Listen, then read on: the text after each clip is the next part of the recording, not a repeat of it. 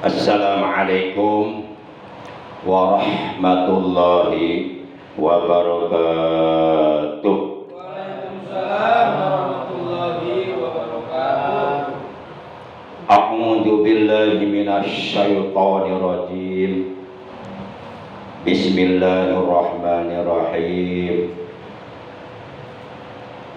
Innal hamdalillah nahmaduhu wa nasta'inuhu wa nastaghfiruh wa na'udzu billahi min syururi anfusina wa min sayyiati a'malina. May yahdihillahu fala mudilla lahu wa may yudlilhu fala hadiyalah. Asyhadu an la ilaha illallah wahdahu la syarikalah iqraran bi rububiyyatihi wa jalalihi wa asyhadu anna sayyidana Muhammadan abduhu wa rasuluh al-mustafa min sa'iri khalqi. Allahumma shalli wa sallim wa barik ala safiyhi wa habibi sayyidina wa habibina wa syafi'ina wa qurrati a'yunina wa maulana Muhammad Sallallahu alaihi wasallam wa ala alihi wa ashabihi wa man tabi'ahu min jami'i ummati amma ba'd. Ma'asyiral muslimin rahimakumullah wa hadakumullah wa hafizakumullah. Segala puji hanya bagi Allah. Salawat dan salam semoga tetap dilimpahkan selalu sampai hari kiamat tiba. Amin. Atas panutan kita baginda yang mulia tercinta, Nabi Agung, Nabi besar Muhammad sallallahu alaihi wasallam, beserta seluruh keluarga beliau, para sahabat beliau dan seluruh pengikut beliau yang tetap setia kepada beliau, yang tetap cinta kepada beliau dan tetap istiqomah menjalankan segala perintah beliau, juga menjauhi segala larangan beliau, serta menghidupkan dan mengamalkan sunnah-sunnah beliau, yang mudah-mudahan kelak di hari kiamat kita dan keluarga kita, juga saudara-saudara kita mendapatkan syafaatul ujma dari beliau, mendapatkan air telaga beliau, dikumpulkan di bawah arasy-Nya Allah bersama rombongan para nabi, para siddiqin, para syuhada, para sholihin. Amin ya Allah ya rabbal alamin. Ma'asyiral muslimin yang seluruhnya tanpa kecuali yang al-fakir hormati, yang dimuliakan oleh Allah, rahimakumullah wa hadakumullah wa hafizakumullah. Alhamdulillah, dengan pertolongan Allah dan dengan berbagai macam nikmat yang telah dianugerahkan oleh Allah kepada kita, di antaranya nikmat umur, nikmat sehat, juga nikmat-nikmat yang lainnya, terutama nikmat iman, Islam dan ihsan, juga nikmat ilmu yang bermanfaat.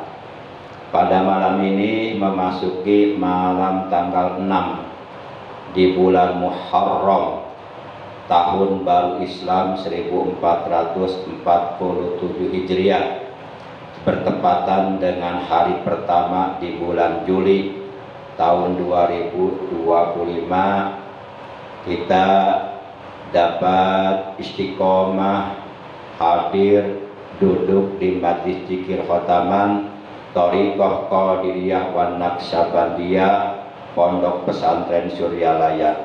Mudah-mudahan dengan sebab, dengan barokah kita istiqomah duduk di Majlis Zikir Khotaman, kita dan keluarga kita oleh Allah selalu dianugerahi kesehatan, dengan kesehatan yang barokah untuk menambah amal ibadah kita kepada Allah, dimudahkan, dilancarkan segala urusan kita, baik urusan dunia, terlebih-lebih urusan akhirat, dan anak-anak kita, cucu-cucu kita, ponakan-ponakan kita, semoga oleh Allah mereka semuanya dijadikan hamba-hamba Allah yang salih dan salihah. Amin ya Allah ya rabbal alamin. Ma'asyiral muslimin rahimakumullah wa hadakumullah wa hafizakumullah.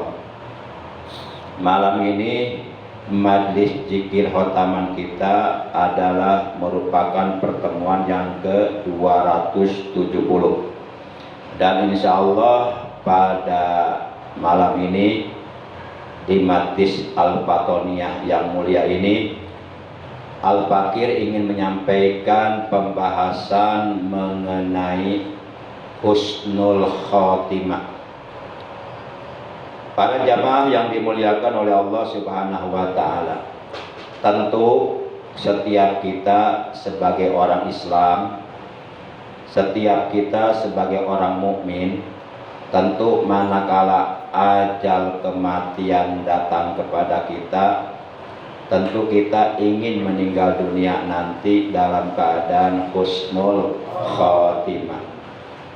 Karena rezeki yang paling terbaik, rezeki yang paling terindah adalah rezeki berupa kematian dalam keadaan husnul khotimah.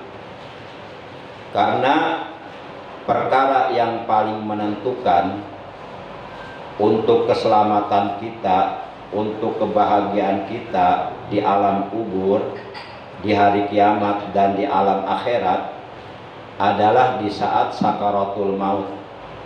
Itu perkara paling menentukan.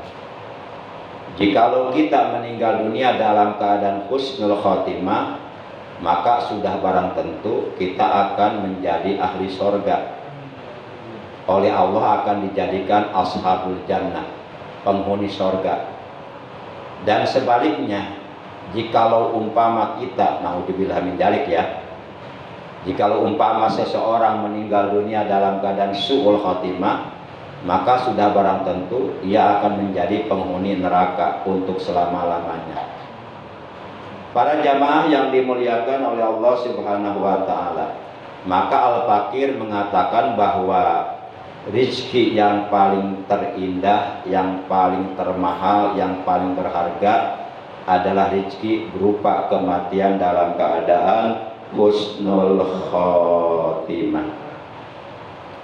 Sehingga kita sering memohon kepada Allah dengan doa, ya Allah biha, ya Allah biha, ya Allah bihusnil khatimah, ya Allah biha, ya Allah biha, ya Allah bihusnil khatimah, ya Allah biha, ya Allah biha, ya Allah bihusnil khatimah, ya Allah biha, ya Allah biha, ya Allah bihusnil khatimah.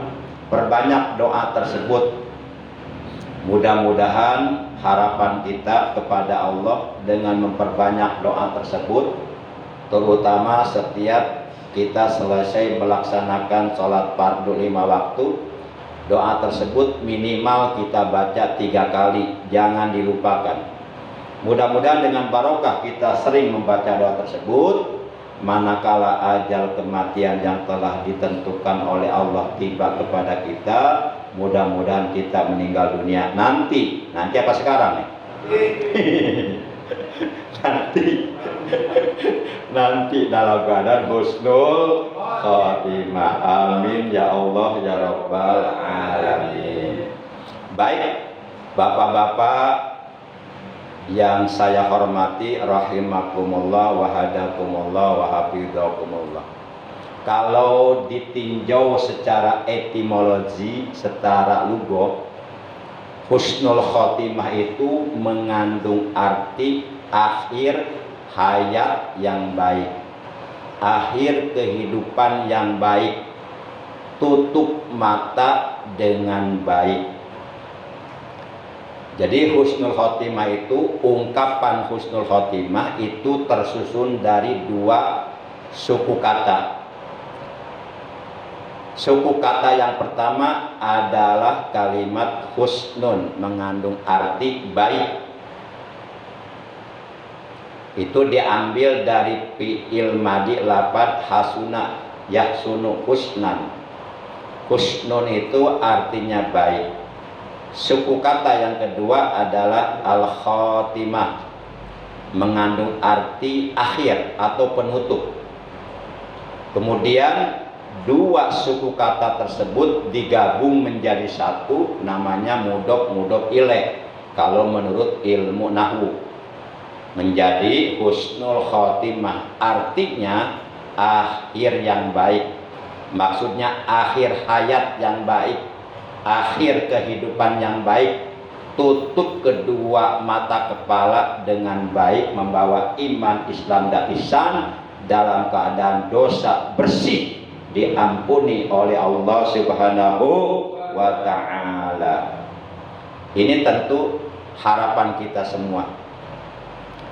Adapun yang dimaksud husnul khotimah menurut ajaran Islam adalah seorang hamba sebelum meninggal dunia ia diberi taufik oleh Allah, diberi pertolongan oleh Allah dengan kehendak Allah untuk menjauhi segala perkara yang menyebabkan kemurkaan Allah, dan lalu ia bertaubat kepada Allah dengan taubatan nasuha, serta ia bersemangat dalam melakukan ibadah kepada Allah, baik ibadah mahdoh maupun ibadah ghair mahdoh, baik ibadah-ibadah yang hukumnya fardu dan ataupun ibadah-ibadah yang hukumnya sunnah,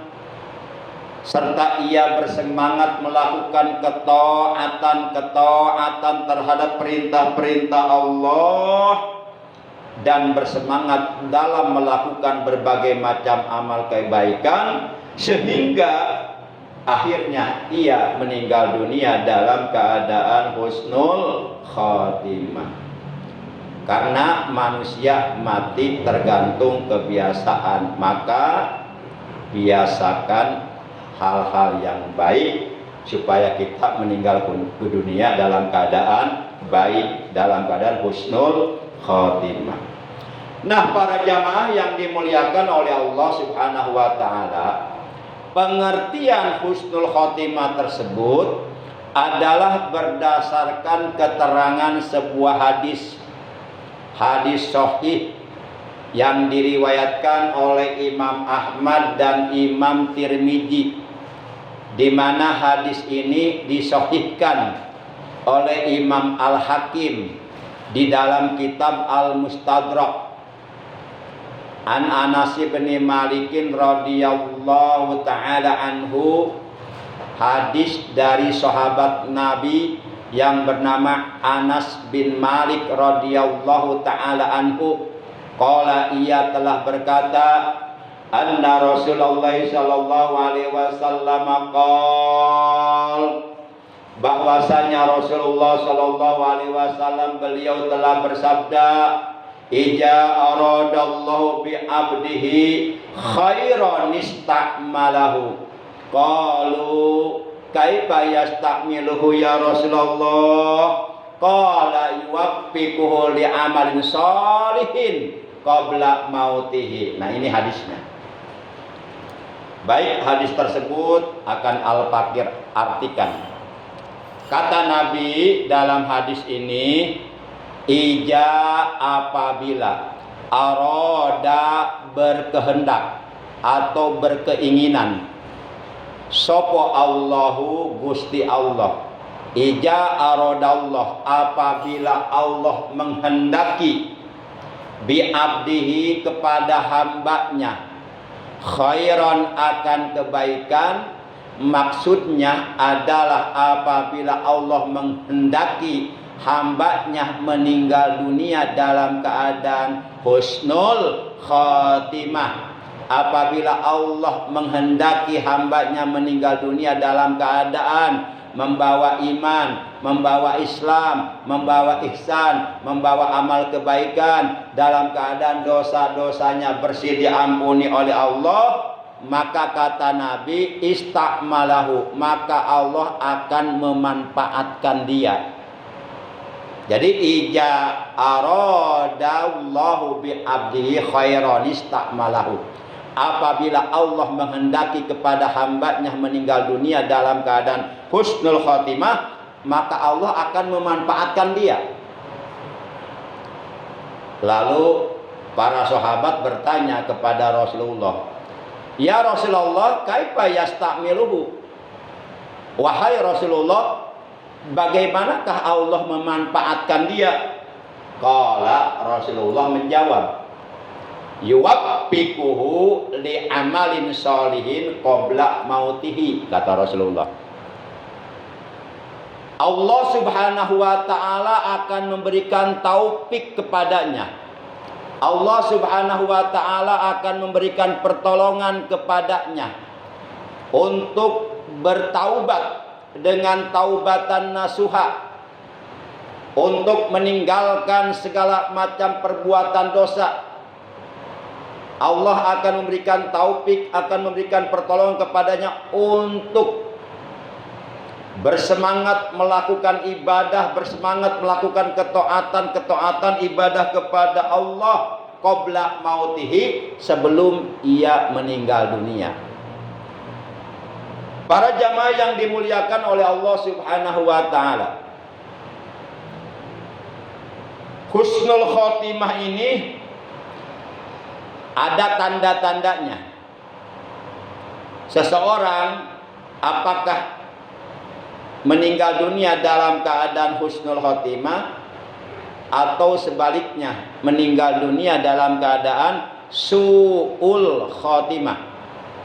Itu ada tanda-tandanya.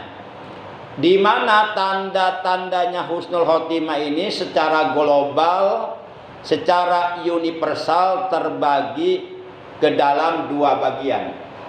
Yang pertama, ada tanda-tanda husnul khotimah yang hanya dapat diketahui oleh orang yang sedang dalam keadaan sakaratul maut, oleh orang yang sedang dalam keadaan naja.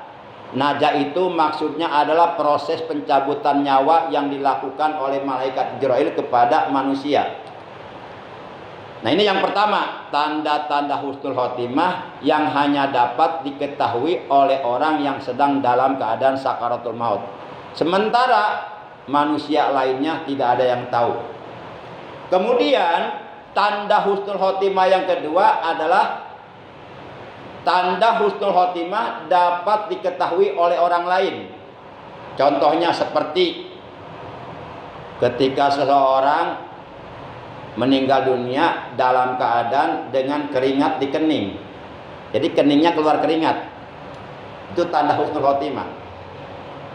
Berdasarkan keterangan dalam sebuah hadis yang diriwayatkan oleh Imam Ahmad dan Imam Tirmidzi dari sahabat Nabi yang bernama Buraidah bin Al-Hasib, Rasulullah bersabda, mautul mu'mini bi'irkil jabin. Matinya seorang mukmin dalam keadaan husnul khotimah, kata Nabi, bi'irkil jabin, dengan keringat di kening. Jadi keningnya keluar keringat.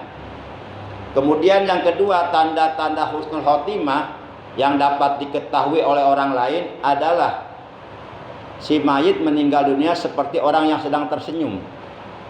Kelihatan seperti tersenyum. Dan ada lagi tanda-tanda husnul khotimah yang dapat diketahui oleh orang lain, seperti meninggal dunia ketika menghembuskan napasnya yang terakhir dalam keadaan mengucapkan la ilaha illallah,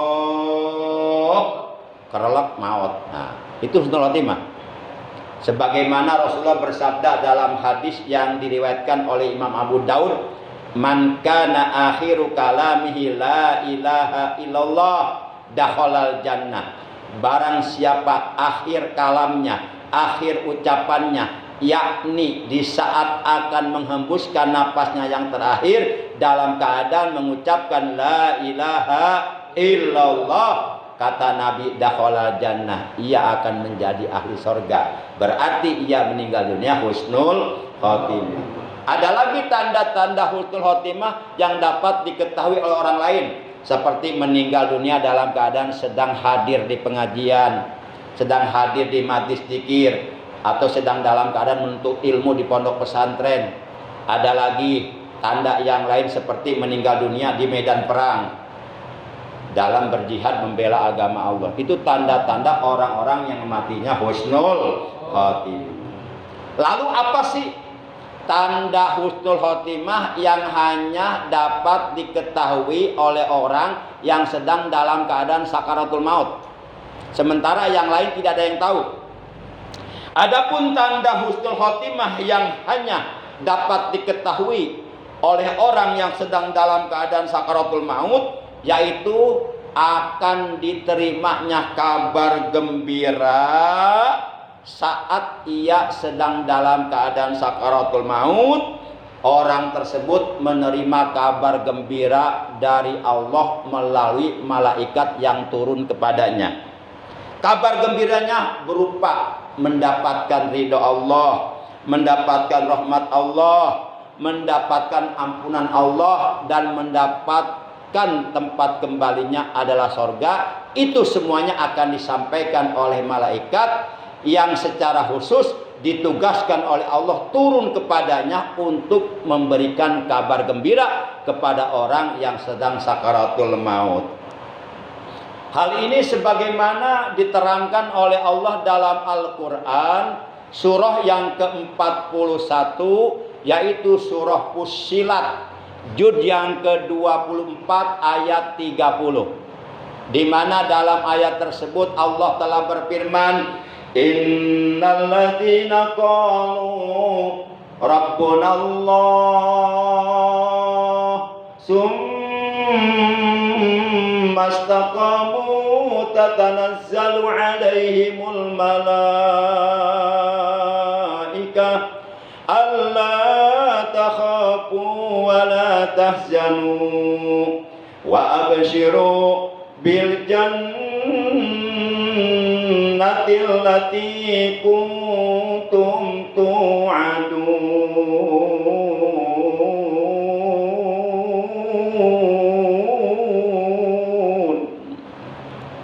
Nah, itu kabar gembira itu akan turun, akan datang kepada orang yang sedang dalam keadaan sakaratul maut apabila orang tersebut meninggal dunianya husnul khotimah.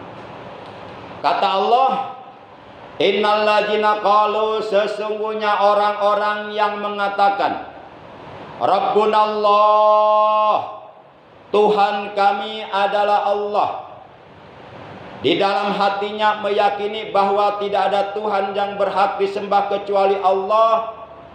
Ia hanya menyembah kepada Allah, summastaqamu. Kemudian mereka meneguhkan pendiriannya di dalam keimanannya. Mereka istiqomah di dalam keimanannya kepada Allah. Mereka istiqomah dalam melakukan ketaatan terhadap perintah Allah. Mereka istiqomah dalam menyembah dan dalam beribadah kepada Allah. Nah, orang-orang yang seperti ini di saat sedang dalam keadaan sakaratul maut, tatanazzalu alaihimul malaikah, akan turun kepada mereka malaikat yang ditugaskan oleh Allah untuk memberikan kabar gembira sebelum orang tersebut menghembuskan napasnya yang terakhir. Seraya malaikat itu mengatakan kepadanya, Allah takhafu, janganlah kamu merasa takut. Itu akan disampaikan oleh malaikat kepada orang yang sedang sakarat. Sementara keluarganya yang berkumpul tidak tahu, tidak melihat kalau ada malaikat yang turun. Yang tahu hanya orang yang sakarat. Kata malaikat kepada orang yang sedang sakarat, Allah takhafu, kamu enggak usah merasa takut. Wala tahzanu, dan janganlah kamu merasa bersedih hati. Wa abshiru, dan bergembiralah kamu bil jannatil lati kuntum tu'adun, turun. Bergembiralah kamu dengan memperoleh sorga yang telah dijanjikan oleh Allah kepadamu.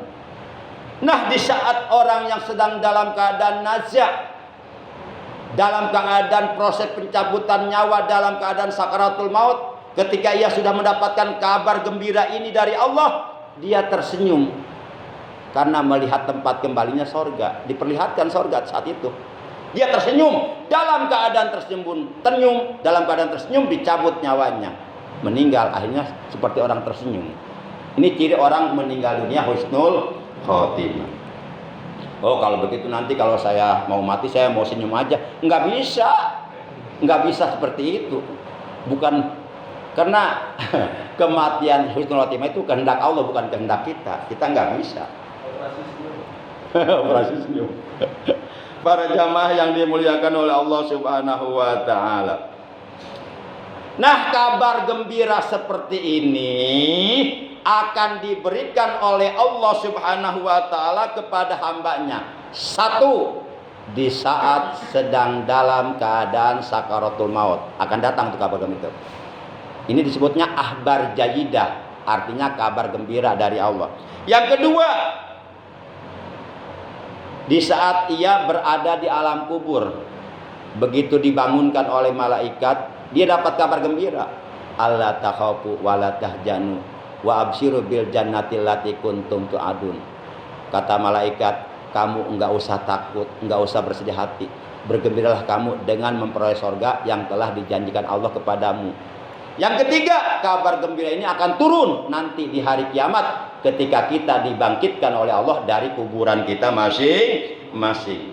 Hal ini sebagaimana dijelaskan oleh Rasulullah Sallallahu Alaihi Wasallam dalam sebuah hadis, beliau telah bersabda, "Man ahabba liqa Allah, ahabballahu liqa'ahu, wa man kariha liqa Allah, karihallahu liqa'ahu."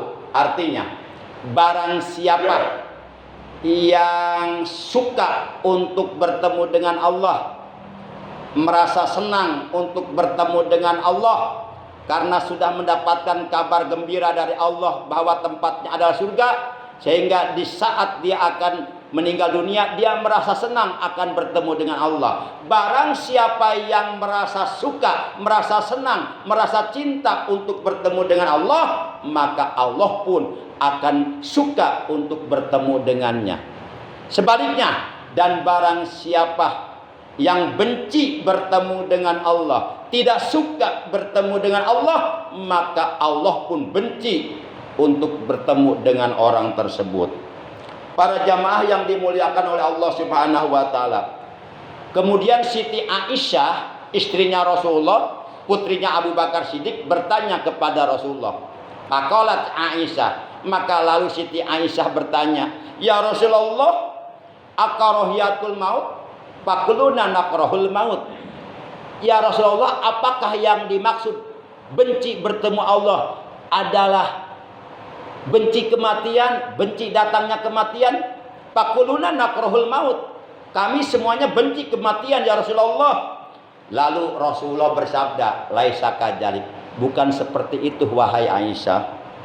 "Walakinil mu'minu idza busyira bi rahmatihi wa ridwanihi wa jannatihi ahabba lika Allah."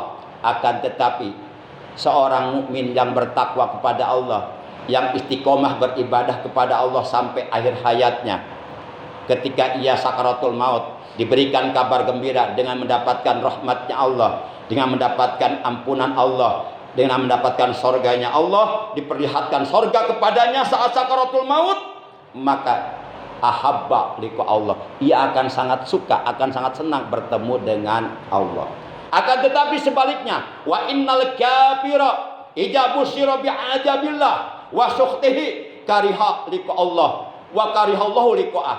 Akan tetapi sebaliknya, orang kafir, orang munafik, orang zalim, orang yang suka berbuat dosa dan belum sempat bertaubat kepada Allah, keburu datang ajal, maka ketika ia mendapatkan kabar bahwa ia akan mendapatkan azab Allah, bahwa ia akan mendapatkan kemurkaan Allah, bahwa ia akan dimasukkan ke neraka dan diperlihatkan di saat sakaratul mautnya neraka kepadanya, maka kariha liqa Allah, ia tidak suka untuk bertemu dengan Allah. Ia benci, tidak mau mati.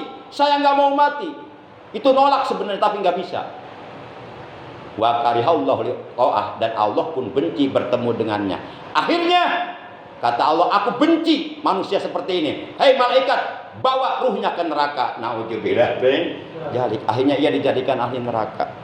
Nah, ini kabar-kabar seperti ini akan datang nanti di saat sakaratul maut. Jadi di saat sakaratul maut ada dua kabar yang akan diterima oleh manusia. Pertama, akhbar jaidah, kabar gembira. Ini akan datang kepada orang-orang yang beriman, yang istiqomah beribadah kepada Allah. Yang kedua, akhbar sayyi'ah atau akhbarul mu'anah, kabar buruk atau kabar menderita. Ini pun akan datang kepada seseorang di saat sakaratul maut. Kabar ini akan datang kepada orang yang kafir, yang munafik, yang musyrik, yang jolim, yang berbuat dosa, belum sempat bertaubat, dia keburu datang ajal. Ini akan datang. Para jamaah yang dimuliakan oleh Allah Subhanahu. Nah, kabar tersebut hanya bisa diketahui oleh orang yang sedang sakaratul maut. Sementara keluarganya yang apa tuh? Yang lagi ngumpul itu nggak tahu. Kalau itu kabar, ada kabar datang dari langit. Para jamaah yang dimuliakan oleh Allah Subhanahu wa taala. Al-Imam Al-Khattabi radhiyallahu taala anhu, beliau menjelaskan tentang makna hadis tadi yang saya bacakan. Kata beliau bahwa yang dimaksud kecintaan hamba untuk bertemu dengan Allah, maksudnya adalah si hamba itu lebih mengutamakan urusan akhirat daripada urusan dunia. Oleh karenanya ia tidak ingin terus-menerus hidup di alam dunia. Bahkan ia sudah siap meninggalkan alam dunia untuk selama-lamanya. Dia siap mati. Dia lebih suka mati meninggalkan alam dunia untuk selama-lamanya. Dan ia ingin segera bertemu dengan Allah. Ini ahli sorga. Sebaliknya, yang dimaksud kebencian hamba bertemu dengan Allah adalah sebaliknya. Berarti ia lebih mengutamakan urusan dunia daripada urusan akhirat. Oleh karenanya ia sangat suka tinggal terus-menerus di alam dunia. Dia pengennya nggak mau mati, pengennya hidup selama di alam dunia, tapi nggak bisa. Bahkan ia tidak siap mati, ia tidak siap meninggalkan alam dunia. Tidak siap meninggalkan istrinya, tidak siap meninggalkan suaminya, tidak siap meninggalkan rumahnya, apartemennya, perusahaannya. Dia tidak siap. Dan ia tidak ingin bertemu dengan Allah. Ia benci bertemu dengan Allah. Maka Allah pun sangat benci bertemu dengannya. Akhirnya ia oleh Allah Subhanahu wa taala dijebloskan ke dalam neraka untuk merasakan azab Allah yang sangat keras. Wa'lamu annallaha syadidul iqab. Ketahuilah bahwa Allah itu azabnya sangat keras. Dia takut tuh. Begitu diperlihatkan neraka kepadanya di saat ia sedang sakarat, dia ketakutan. Nggak mau dia bertemu dengan Allah. Nggak mau mati dia. Seandainya dia bisa lari, dia lari itu. Cuma nggak bisa lari dia. Para jamaah yang dimuliakan oleh Allah. Kemudian Imam Nawawi rahimahullah ta'ala berkata, secara syariat, kecintaan dan kebencian yang diperhitungkan adalah di saat sakaratul maut, yakni di saat taubat sudah tidak lagi diterima oleh Allah. Orang kalau sudah sakarat, nyawa sudah berada di tenggorokannya, hatinya menyesal ingin taubat, udah nggak diterima oleh Allah, terlambat.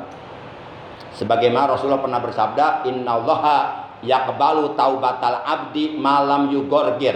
Sesungguhnya Allah akan menerima taubat hambanya selagi ruhnya, selagi nyawanya belum sampai di tenggorokan. Tapi ketika ruhnya, nyawanya sudah berada di tenggorokannya, dalam keadaan sakarat, hatinya menyesal, ingin bertobat, sudah terlambat. Sudah terlambat. Pada jamaah yang dimuliakan oleh Allah. Nah, di saat itu semuanya akan diperlihatkan oleh Allah bagi orang yang sedang nazah.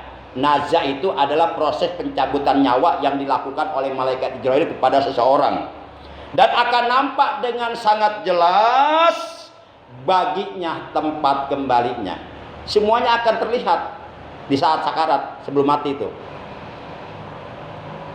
Kalau kata orang Sunda begini, didinya mah ditembongkeun tempat orang dipernahkeun, naha nikmat naha siksa kabeh ge bakal karasa. Di saat seseorang sedang dalam keadaan sakaratul maut, sebelum menghembuskan napasnya yang terakhir, kalau dia ahli neraka, Allah tunjukkan, Allah perlihatkan tempatnya di neraka.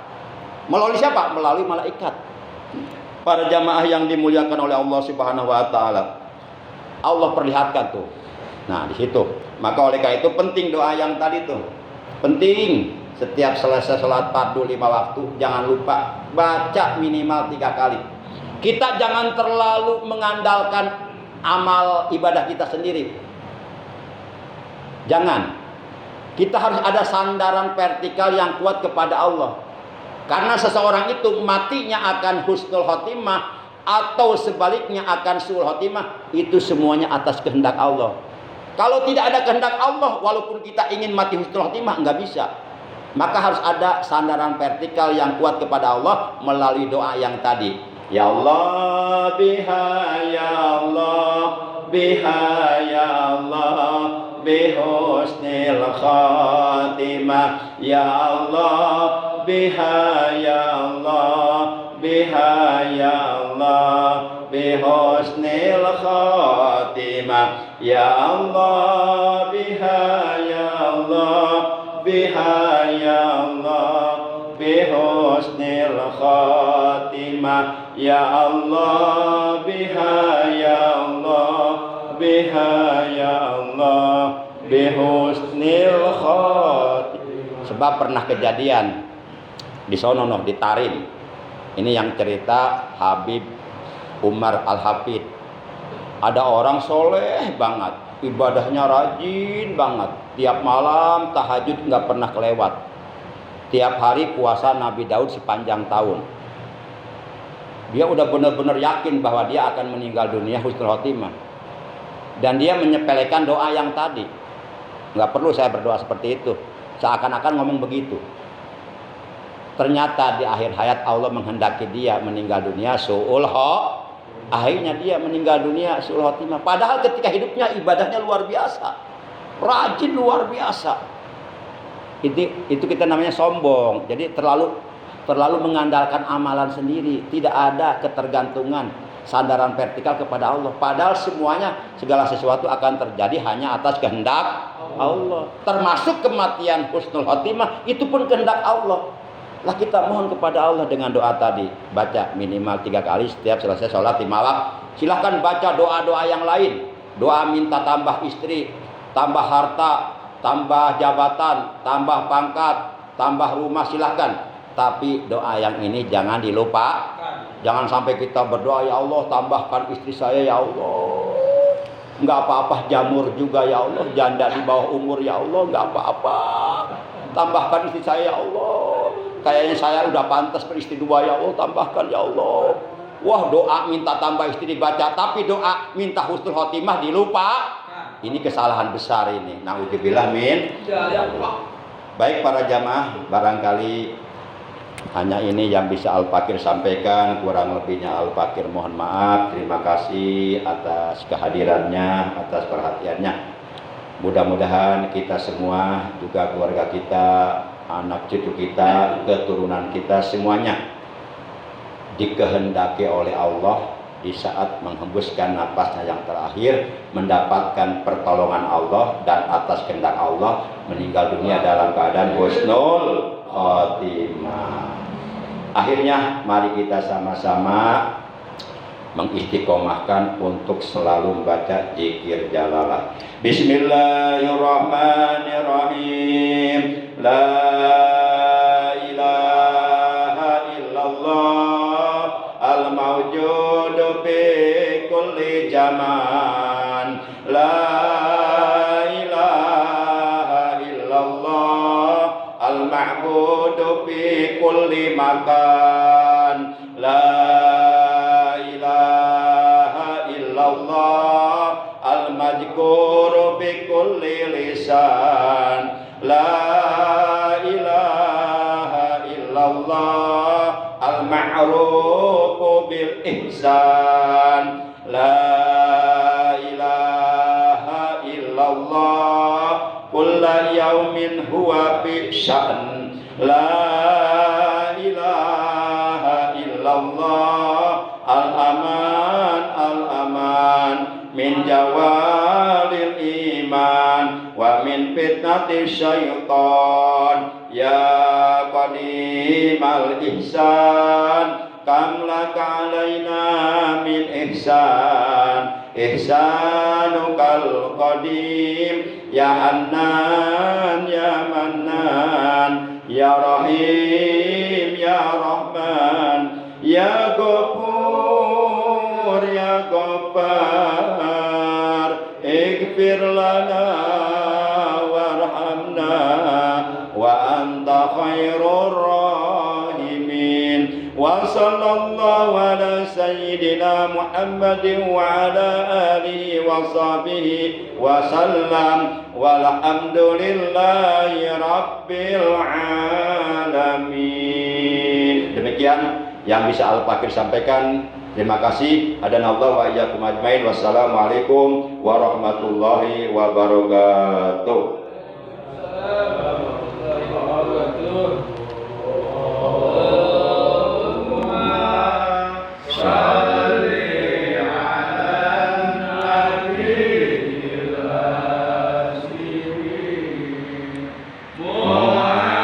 Muhammadin wa ala